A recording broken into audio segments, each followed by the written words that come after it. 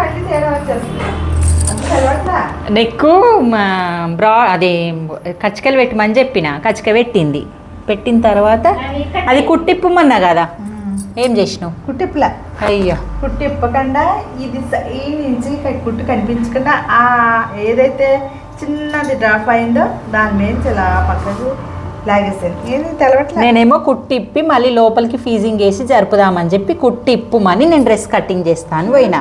ఆ లోపు సర్లా కుట్టిప్పకుండా నేను అయిపోయింది మేడం అని చెప్తుంది. చూడండి నువ్వు నీకే ఐడియా వచ్చిందా? అయితే అలాగే రాంగ్ అయినా ఏదో సొల్యూషన్ దొరికేస్తుంది వెంటనే.